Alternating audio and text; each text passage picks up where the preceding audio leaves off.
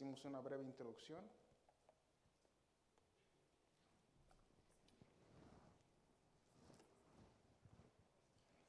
Y hoy vamos a comenzar con el capítulo número 1. ¿Está ahí conmigo, hermano?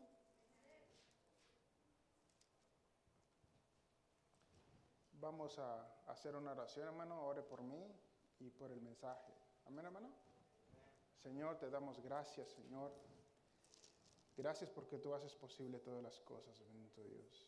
Tú haces que las cosas sucedan, Dios mío. Gracias por darnos la oportunidad, Señor, el gran honor de servirte aquí en tu casa, Señor. Algunos de Ujieres, Padre, algunos recibiendo a los hermanos en la puerta, otros, Señor, en alabanza, otros en el coro, Padre, dirigiendo en los instrumentos, bendito Dios. Y también, Señor, los que estamos en las bancas, Señor, presenciando, Señor, tu presencia y disfrutando de ella, poderoso Dios. Gracias por todos los que estamos aquí presentes, Señor.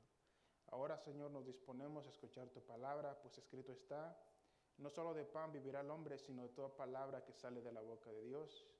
Creemos, Señor, que tu palabra es viva y eficaz, que sea viva y eficaz en nuestros corazones el día de hoy, porque te lo pedimos en el nombre de Jesús. Amén. Amén. Primera de Corintios, capítulo 1, hermanos, ¿está ahí conmigo? Amén. Mantenga su Biblia abierta. El apóstol San Pablo, hermanos, se introduce con el nombre, ¿qué usa? ¿Pablo o Saulo? Pablo, ¿verdad? ¿Verdad que no usa el nombre Saulo, sino su nombre Pablo? ¿Qué significa Pablo? Significa pequeño. Significa pequeño. Así que él en todas sus cartas usa el nombre Pablo. Después dice llamado a ser, ¿qué dice? Apóstol. ¿De quién? De Jesucristo. ¿Por la voluntad de quién? Por la voluntad de Dios. Es llamado a ser apóstol, pero no por la voluntad de hombre, ni por sí mismo, sino por la voluntad de quién. ¿Y cuánto satisfacción hay cuando uno está bajo la voluntad de Dios? Amén, hermanos. Cuando uno vive y sirve bajo la voluntad de Dios. Bendito sea Dios. ¿Y el hermano qué dice? Y el hermano Sóstenes. Este Sóstenes, hermanos, es probablemente el Sóstenes de Hechos capítulo 18. Vaya rápidamente, Hechos capítulo 18. Versículo 17. Hechos 18, 17. ¿Está ahí conmigo, hermano? Son rápidos como mis estudiantes. Hechos 18, 17, hermanos, esdrimas. Bien, ¿está ahí conmigo? Entonces, todos los griegos apoderándose ¿de quién? De Sóstenes. ¿Qué era Sóstenes? Principal de la sinagoga. ¿Qué dice? Le golpeaban delante ¿de quién? Del tribunal. ¿Qué hicieron con Sóstenes los griegos, Jacob? Le golpeaban. Hermanos, dice un comentarista que esta golpiza le sirvió para bien a Sóstenes, porque gracias a esta golpiza se convirtió a Cristo. Él era principal antes que Crispo. Vimos la semana pasada, Crispo era la principal de la sinagoga, pero antes que Crispo, este Sóstenes, hermano, era también el principal de la sinagoga, pero se convirtió a Jesucristo. ¿Quiénes eran esos griegos que le golpearon? Eran prosélitos que se convirtieron al judaísmo. Entonces estaban furiosos y entonces por eso le dieron una golpiza a Sóstenes, pero este hombre finalmente se convirtió a Cristo y ya era un cristiano. ¿Qué dice el versículo número 2? ¿A la iglesia de quién? Otra vez, de Dios. En el versículo 1 dice, ¿por la voluntad de quién? De Dios. Ahora dice, ¿la iglesia de quién? ¿Que está en dónde? En Corinto. Hermanos, no importa dónde esté la iglesia es ¿de quién? De Dios. Hace un tiempo atrás, hermanos, estoy hablando de 10 años, vino a nuestra iglesia una persona Esa persona era un hombre de negocios, tiene muchos negocios por aquí, por la ciudad, y se estuvo congregando aquí por unos 2 o 3 meses. Entonces, una de las ocasiones, cuando bajamos, estábamos abajo conviviendo, y él me hace esta pregunta de hace 10 años. Él miró el edificio y miró todo lo que hay y me dice, oye Jorge, ¿y de quién es todo esto? ¿A quién le pertenece? Entonces, yo pues, no me esperaba esa pregunta, no supe qué contestarle. Era un hombre de negocio, obviamente que estaba válida su pregunta. Entonces, hermanos, ¿la iglesia es de quién? De Dios. Y está en Corintio. La iglesia, la cruzada misionera, hermanos, es de Dios. Eso es lo importante aquí, que la iglesia es de Dios y está en Corinto. Puede estar en Éfeso, en Macedonia, en la cruzada, en cualquier parte del mundo, pero lo importante, Mario, es que la iglesia es de quién? Es de Dios. Y en las manos de Dios está segura la iglesia. Porque las puertas del Hades no prevalecerán contra ellas. ¿Cuántos dicen amén? En Corintio, ¿a los que dice? A los santificados. ¿En quién? En Cristo Jesús, llamados a ser ¿qué? Santos, hermanos. Note que por la voluntad de Dios, la iglesia es de Dios y ahora nosotros somos santificados en Cristo. En Cristo y por la voluntad de Dios. ¿Qué seguros estamos en Dios, hermanos? ¿Qué seguros estamos en Dios? En Dios, en Cristo.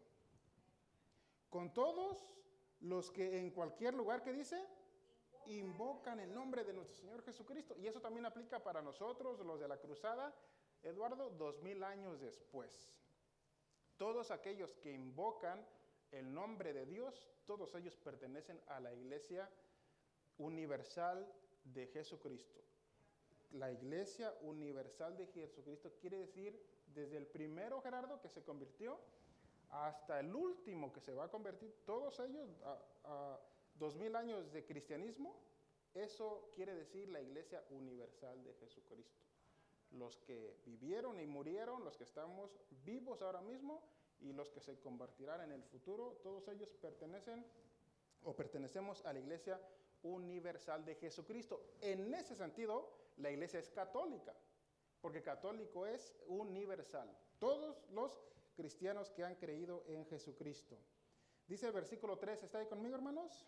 Vamos a ir un poquito rápido para abarcar todo el capítulo.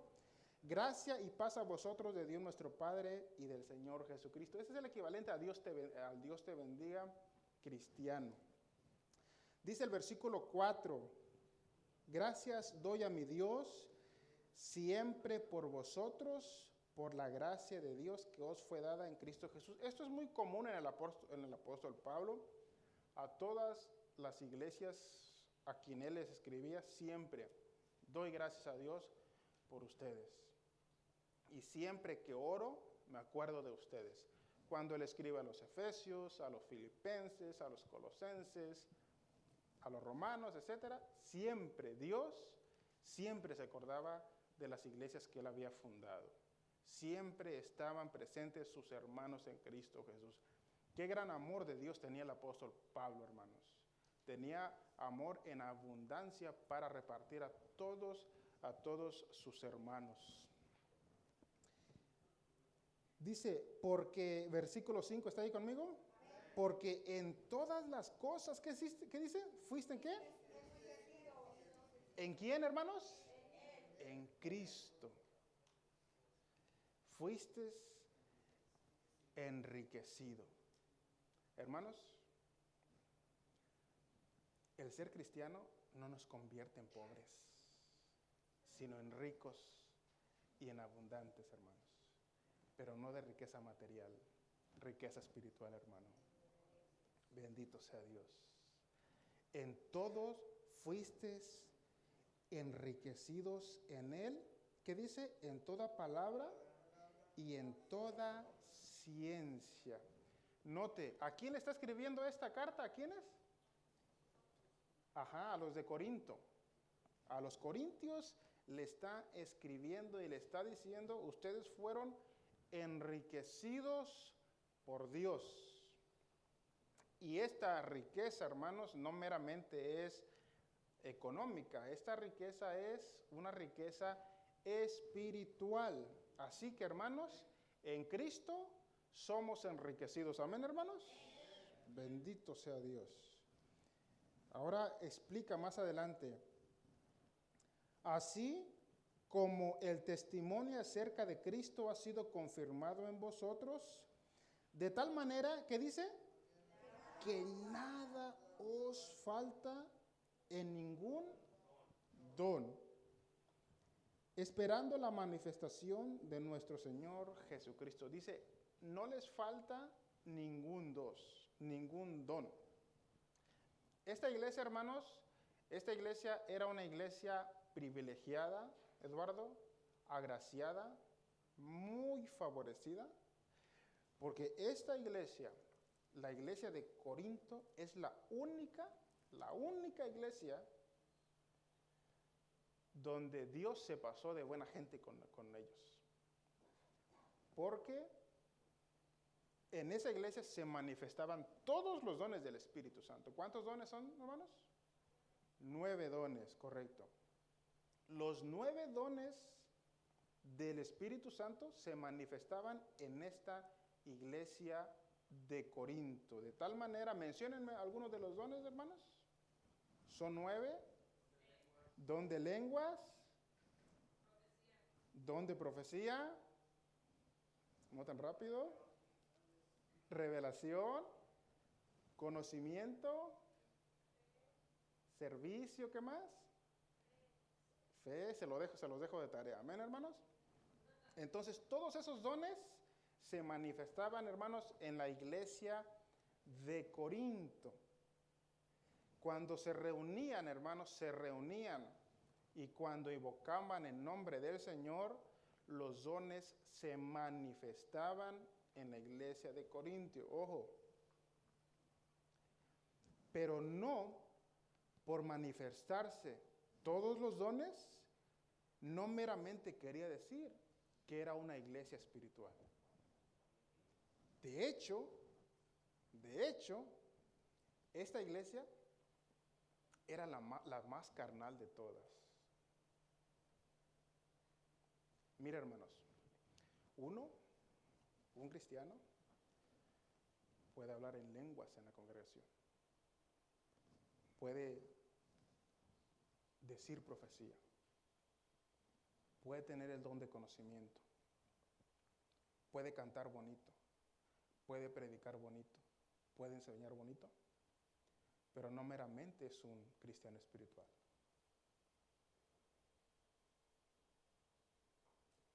Porque los dones es una cosa y los frutos es otra cosa. Y nosotros seremos conocidos por los dones o por los frutos. Por los frutos los conoceréis. Era una iglesia donde se manifestaban los dones, y un hermano hablando en lenguas, otro hermano interpretaba, otro hermano daba profecías, otro conocimiento, otros predicaban, enseñaban bonito, pero era una iglesia meramente carnal, porque recuerdan que Corinto era una ciudad pagana, idólatra e inmoral. ¿Se acuerdan del estudio de la semana pasada? Y parte de eso, de los habitantes de esa ciudad se convirtieron al cristianismo, pero algunos no se convirtieron completamente. Todavía se arrastraban cierto paganismo, cierta idolatría, cierta inmoralidad, eso lo vamos a ver en el capítulo número 5, y ciertas conductas altamente paganas y carnales, hermanos. Así que era una iglesia agraciada, muy favorecida, porque se movían los dones del Espíritu Santo en esa iglesia. Versículo 8, ¿está ahí conmigo? En el cual también os confirmará hasta el fin, para que seáis irreprensible en el día de nuestro Señor Jesucristo. Fiel es Dios, por el cual fuisteis llamados a la comunión con su Hijo Jesucristo, nuestro Señor. Aquí está la evidencia de que era una iglesia carnal. Escuchen, vean conmigo. Os ruego, hermanos, por el nombre de nuestro Señor Jesucristo, ¿qué dice? Que hablen. ¿Qué más sigue diciendo?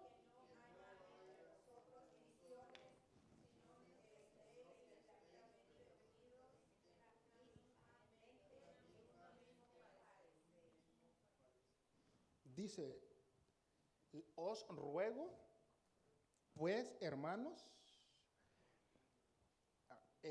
por el nombre de nuestro Señor Jesucristo.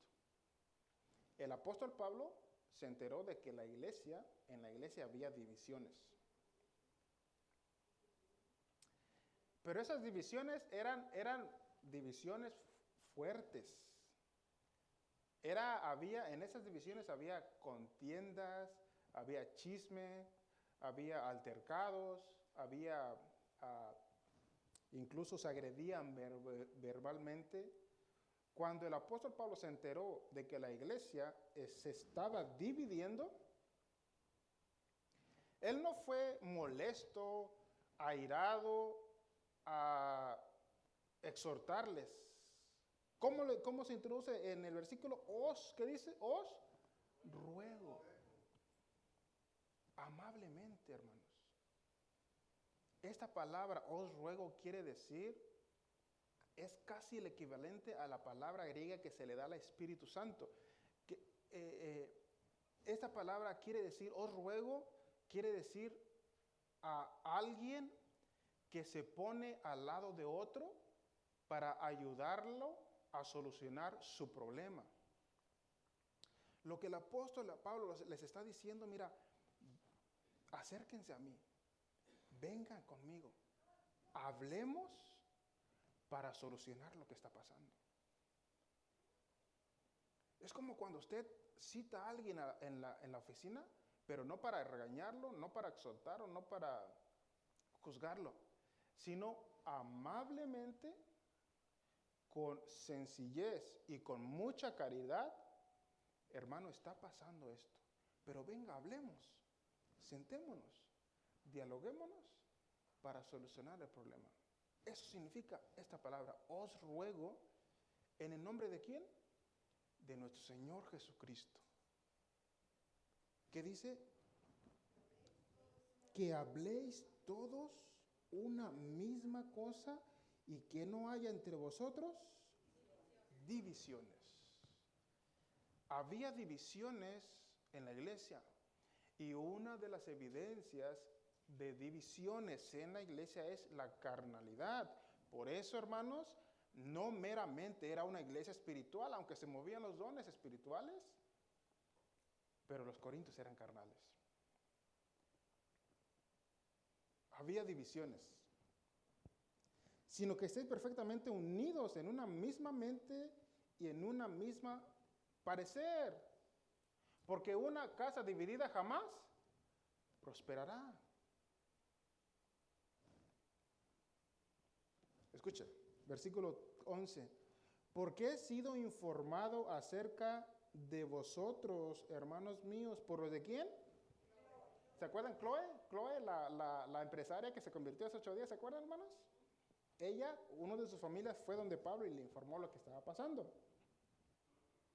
¿Qué hay entre vosotros? ¿Qué dice?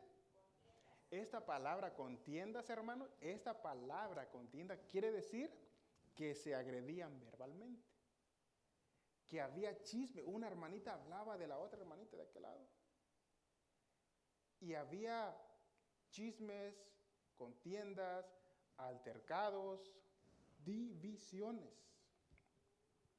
De hecho, esta palabra división en el original quiere decir separar, quiere decir rasgar. División en la Biblia, en este versículo, quiere decir abrir. La iglesia de Corintios, hermanos, se estaba rasgando, se estaba separando por las divisiones. Entonces no era un problema pequeño, era un problema grande. Y escuchen, ¿cuáles eran las causas de las divisiones? Versículo 12, ¿está ahí conmigo? Quiero decir que cada uno de vosotros dice, ¿qué dice? Yo soy de Pablo y yo soy de Apolos y yo de Cefas y yo de Cristo. Hermanos, había grupitos en la iglesia. Y esta primera división, hermanos, las causas es que los corintios tenían a sus predicadores favoritos. ¿Cuántos predicadores vemos aquí? Pablo, ¿quién más? Cefas, Apolos, ¿y quién más? Cristo. Algunos decían, no, yo soy de Apolos. ¿Por qué? Porque Apolos, esta primera división constaba en los predicadores y sus predicaciones. Apolos, dice el libro de los Hechos, que era un elocuente, fervoroso, elocuente y poderoso en las Escrituras. Entonces, si había un predicador al estilo que Billy Graham o esos que predicaban o los Charles Spurgeon, todos esos excelentes predicadores, Apolos, Mario, era el predicador pentecostal de hueso colorado el día de hoy. Era un predicador fervoroso y poderoso en las Escrituras. Entonces, a algunos de los corintios les gustaba cómo predicaba Apolos. Porque en cuanto a oratoria, en cuanto a predicación, Apolos era poderoso en las Escrituras. Transmitía un mensaje con poder. Pero otros seguían al apóstol Pablo por todo lo que representaba el apóstol Pablo, por su trasfondo histórico, por lo que había hecho, por todo lo que había fundado, las iglesias que había fundado y todos lo que él había hecho durante el periodo que había fundado todas las iglesias. Entonces, algunos seguían a Apolos porque era el predicador por excelencia, pero otros seguían a Pablo porque era el apóstol por excelencia. Entonces ya vemos dos grupos. Pero después había otro tercer grupo que seguían ¿a quién? A Pedro, el apóstol Pedro. Y el apóstol Pedro, ¿se acuerdan que él fue llamado para ser apóstol a los judíos? Entonces los judíos, el grupo de los judíos, ellos seguían al apóstol Pedro, porque era el apóstol a los judíos. ¿Cuántos grupos llevamos? 3 grupos. Unos seguían al elocuente Apolos, otros seguían al gran apóstol Pablo, y los judíos seguían a Pedro. Pero había otro cuarto grupo, hermanos. ¿Y ellos a quién le seguían según el texto? A Cristo. Este cuarto grupo supuestamente eran los más espirituales, pero en realidad eran los más carnales. De hecho, algunos comentaristas creen o sugieren que este cuarto grupo se trataba de los falsos apóstoles, falsos maestros, que ellos seguían, supuestamente para convertirse más espirituales, seguían a Jesucristo. Entonces, hermanos, ¿cuántos grupos había en la congregación de Corinto? 4 grupos. Cefas es el mismo Pedro. Cefas, buena pregunta. Simón Pedro es el mismo, Simón Pedro. Pero Cefas es el nombre en arameo. Así se dice en arameo Cefas. Y en griego es Petros. Petros es Pedro en griego y Cefas en arameo. La misma persona. Entonces, Pedro, Pablo, Apolos, ¿y qué más? Y Cristo. Muy buena observación. Entonces tenemos 4 grupos, hermanos, y esta primera división estaba primordialmente en los predicadores. Cada quien tenía sus predicadores favoritos. Es válido eso, hermanos. Es válido tener predicadores que nos edifican. Pero lo que no es bueno es el fanatismo religioso, el extremismo. Cuando nos vamos hasta el otro extremo y cuando empezamos a idolatrar a un predicador, hermanos. Hace algún tiempo, un predicador muy conocido en la actualidad, que ha fundado muchísimas iglesias en la Ciudad de México, y en todas partes del mundo. Él daba testimonio que al comienzo él es un excelente predicador, hermanos, conferencista, pero él decía, ya casi me estaban idolatrando las iglesias que yo había fundado. Todo lo que hice yo, dice, mejor me fui a vivir a los Estados Unidos y dejé pastores en cada una de las congregaciones, porque ya la gente iba nada más a escuchar al predicador eso. Entonces sí hay personas que idolatran a sus predicadores favoritos y los tienen como los mejores. A eso les estaba sucediendo la iglesia de Corintios, por eso eran carnales. Versículo 13, ¿está ahí conmigo? ¿Acaso está dividido Cristo? ¿Fue crucificado Pablo por vosotros? ¿O fuisteis bautizados en el nombre de Pablo? Entonces lo que el apóstol Pablo le está diciendo, hermanos, ¿quién murió en la cruz? ¿Pedro o Pablo? ¿Quién murió en la cruz, hermanos? Cristo. ¿Quién pagó por nuestros pecados? ¿Pedro, Pablo o Apolos? Cristo. ¿Quién resucitó entre los muertos el tercer día? ¿Apolos, Pedro o Pablo? Cristo. En cierta ocasión dijo un ateo, le dijo a un cristiano, yo me voy a encargar de desaparecer al cristianismo sobre la faz de la tierra. Me voy a encargar de que Cristo y el cristianismo desaparezcan de la tierra y voy a formar una nueva religión universal. Entonces le contesta al cristiano, al ateo, bien, ¿quieres acabar con el cristianismo y quieres fundar una buena religión? Bien, por lo menos tienes que hacer lo mismo que hizo, por lo menos tienes que hacer lo mismo que hizo Cristo, o puedes superarlo, o puedes hacer más para superarlo. Para superarlo tienes que hacer más de lo que hizo Cristo, o por lo menos lo que hizo Cristo para formar tu nueva religión.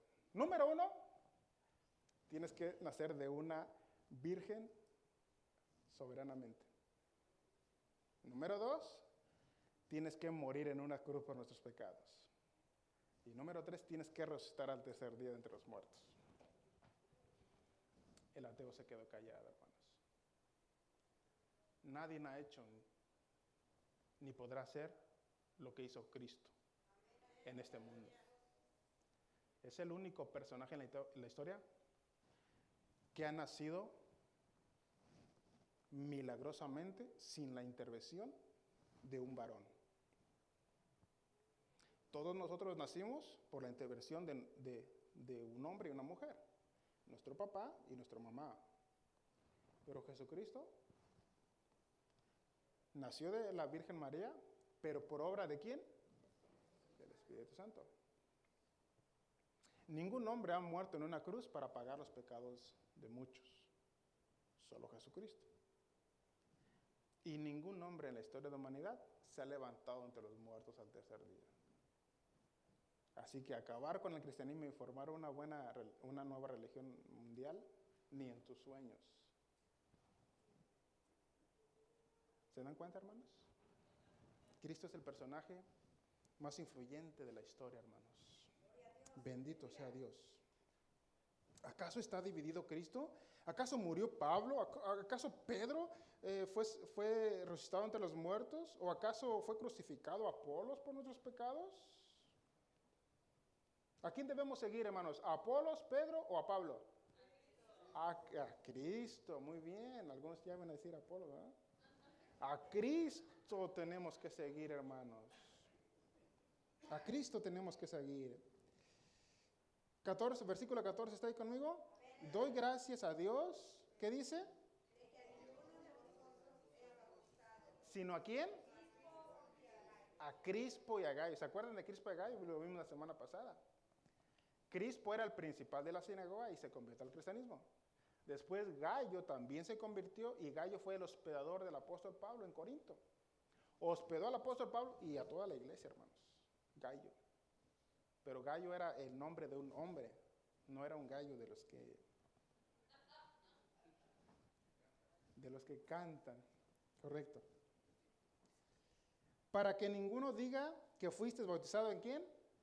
En mi nombre. Recuerden, El apóstol Pablo, hermano, fue llamado para evangelizar.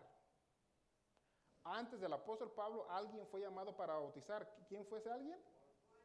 Juan el Bautizador. Entonces Juan es el bautizador y Pablo el evangelizador. Gracias, Dios no me mandó a bautizar. A bautizar, mandaron a Juan a bautizar. A mí mandaron ¿a quién? A predicar el evangelio. Hermanos, usted tiene que estar consciente a qué lo ha mandado Cristo. Y no se meta en algo que Dios no lo ha mandado a hacer. Tiene que estar bien consciente en qué me ha mandado a hacer Cristo, qué tengo que hacer. Y para eso usted necesita buscar la dirección de Dios, buscar la bendición del Señor, encontrar lo que a Dios le ha mandado a hacer y enfocarse en eso, hermanos. Y enfocarse en eso. Para que ninguno diga que fuiste bautizados en mi nombre. También bauticé a la familia de Estéfanes, de los demás, no sé si ha bautizado a algún otro. Pues no me envió Cristo a bautizar, sino ¿a qué? ¿A qué lo envió Cristo, hermanos? Predicar el evangelio. ¿Pero qué dice? No con sabiduría de palabra, para que no se haga vana la cruz de Cristo. Entonces el apóstol Pablo estaba bien consciente, hermanos, a qué fue enviado hacia los gentiles, a predicar el evangelio. Recuerden que cuando entró a Corintio, entró con debilidad. ¿Y qué más? Con mucho temor. ¿Y qué más? Y temblor. Pero Cristo se le apareció en sueños y le dije, ¿y qué le dijo a Pablo? No temas, no calles, habla, porque yo estaré contigo y nadie te podrá hacer daño, porque yo tengo mucho pueblo, ¿en dónde? En esa ciudad. Entonces el apóstol Pablo, hermanos, estaba bien consciente de que él iba a predicar el evangelio. Versículo 18, ¿está ahí conmigo? Porque la palabra de la cruz, ¿qué dice? Pero para nosotros, ¿qué es eso, hermano?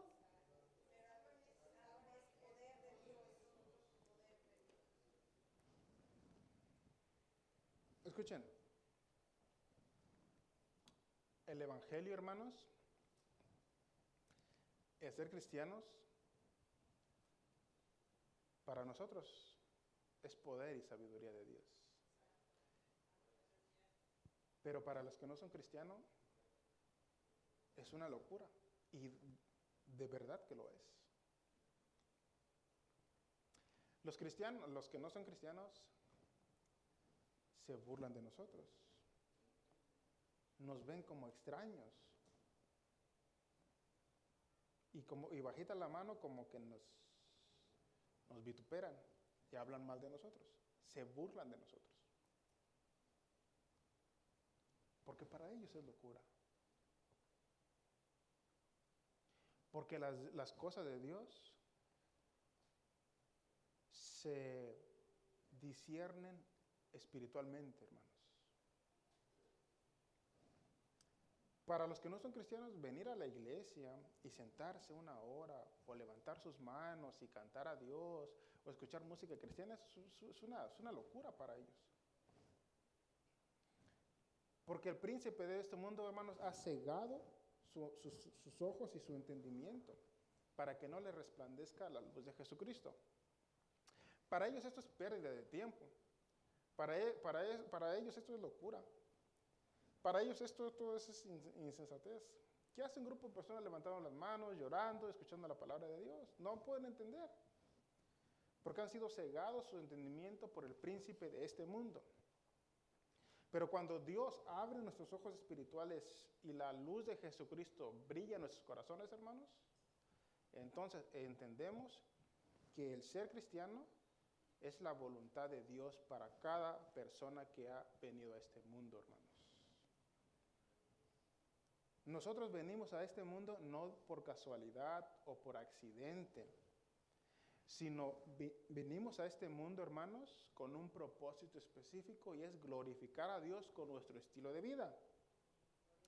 Y el cristianismo es el único sistema de pensamiento religioso que presenta un estilo de vida tan perfecto, de tal manera que puedas agradar a Dios con tu cristianismo. Todas las otras religiones, hermanos,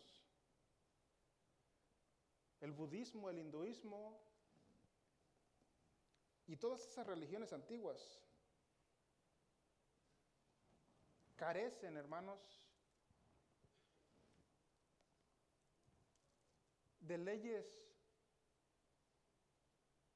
perfectas para que el ser humano pueda agradar a sus dioses. Pero la fe judeocristiana, hermanos, y las leyes que ha establecido Dios para nosotros son perfectas. De tal manera que cuando Cristo dice, el primer mandamiento, amarás a Jehová tu Dios por sobre todas las cosas, y el segundo mandamiento, ¿cuál es? Amarás a tu prójimo, ¿cómo? El Señor no se equivocó en dar esos dos mandamientos. Porque si nosotros amamos a Dios y amamos a nuestro prójimo como nos amamos a nosotros mismos, vamos a agradar a Dios, hermanos. Ahora, el mandamiento es, escuchen, el mandamiento es amar a Dios y amar ¿a quién? A prójimo. El mandamiento no es amarme a mí. Dice un predicador, porque yo ya me amo demasiado. Así como te amas a ti mismo, así debes de amar a tu prójimo, hermanos. Y amarse a sí mismo es desear, anhelar mi bienestar. Mi bienestar espiritual, económica, etc. Y desear y anhelar mi bienestar espiritual, económica, etcétera, amar al prójimo quiere decir desear lo mismo que deseas para ti, desearlo a tu prójimo.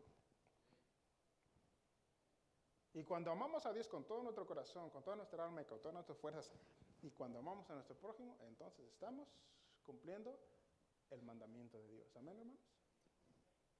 Ahora, Dios nos dice, amarás a Jehová, a tu Dios, con el 50% de tu corazón, el 30% de tu mente y el 25% de tus fuerzas. ¿Eso dice el mandamiento? ¿Qué dice el mandamiento? Con todo lo que tienes y todo lo que eres. Así debemos de amar a Dios. Porque la palabra de la cruz es locura a los que se pierden, pero a los que se salvan, esto es a nosotros, es poder de Dios. Versículo 19, ¿está ahí conmigo? Pues está escrito, destruiré la sabiduría de los sabios y destruiré el entendimiento de los entendidos. ¿Qué dice? Esto se hace una pregunta al apóstol. ¿Dónde está el sabio? ¿Dónde está el escriba? ¿Dónde el disputador de este siglo? ¿No ha enloquecido Dios la sabiduría del mundo? Pues ya que en la sabiduría de Dios el mundo no conoció a Dios mediante la sabiduría, agradó a Dios a salvar al creyente. ¿Por qué dice? Por la locura de la predicación. Escuchen. Dios, hermanos, decidió salvar al mundo usando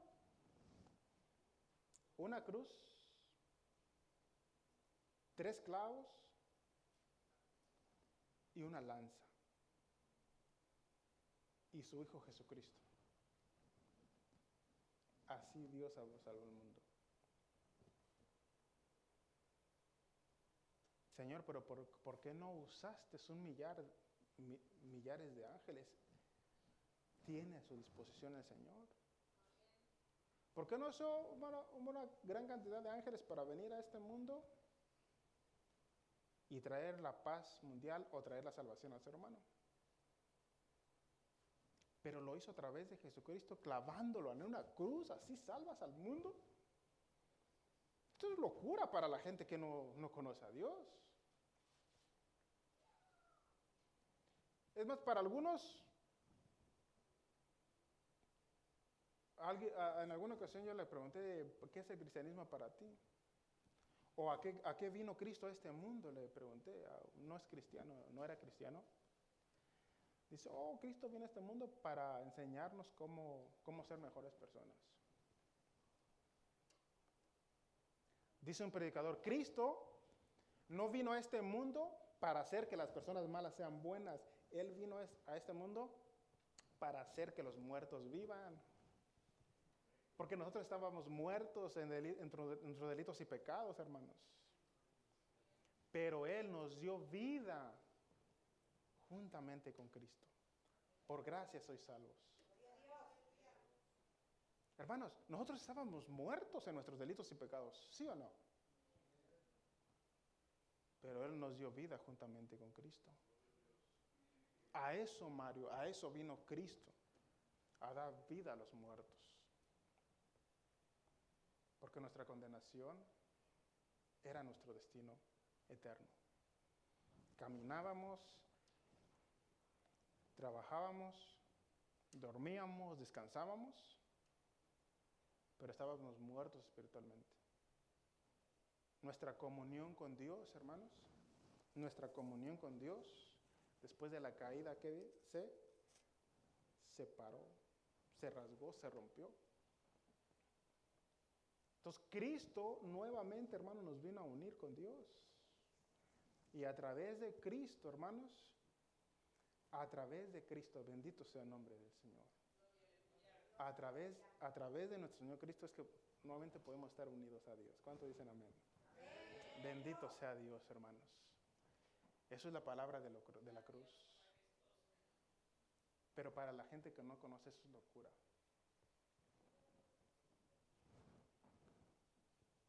Dice el versículo 21, ¿está ahí conmigo, hermanos?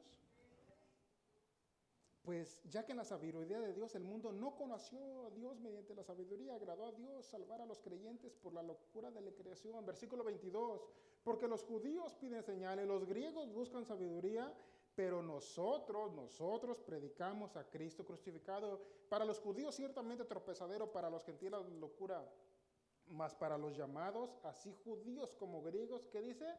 Cristo, poder de Dios, ¿y qué más? Y sabiduría de Dios. Bendito sea el Señor. Creo que si vamos a terminar temprano, se preparan, hermanos, para cantar Él en el Monte Calvario. ¿Amén, hermanos?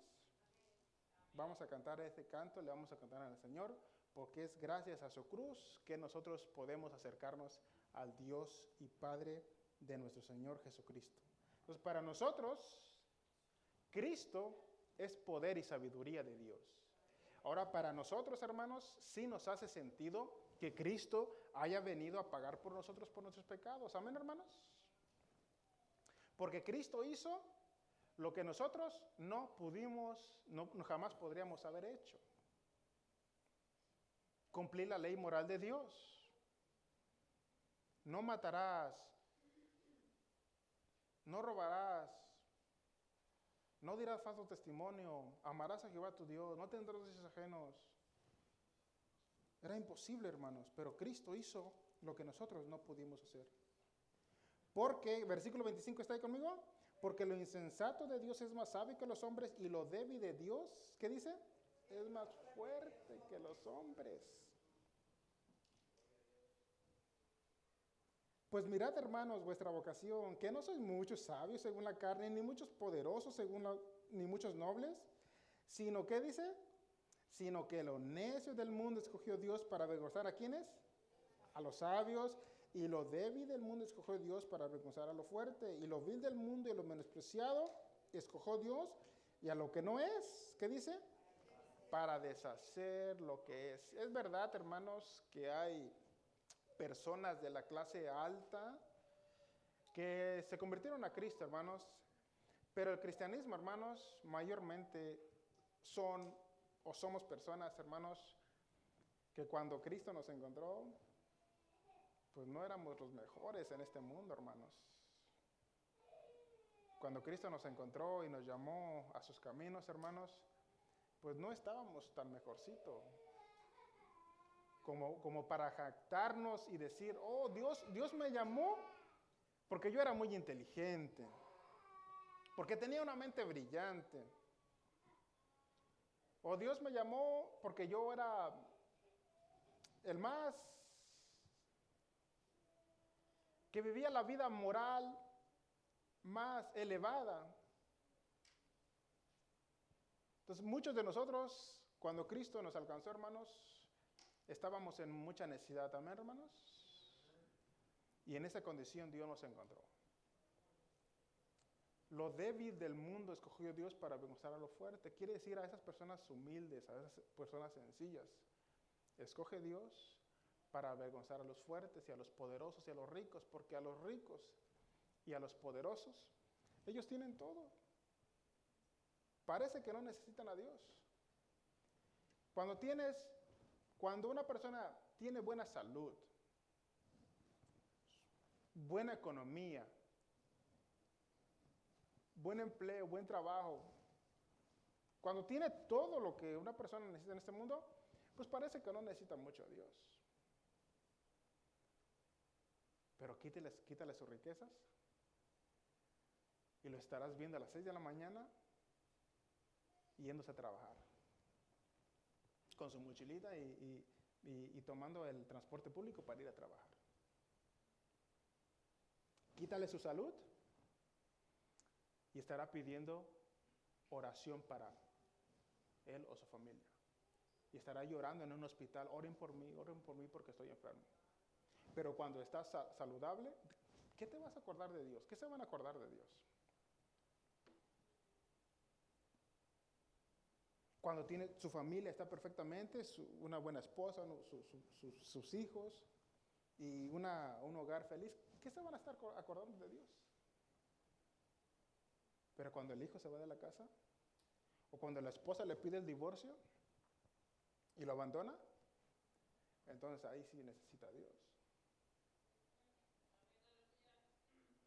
Mucha gente se acerca a Dios por conveniencia o porque necesitan algo. Pero nosotros los cristianos debemos acercarnos a Dios por amor, amén, hermanos.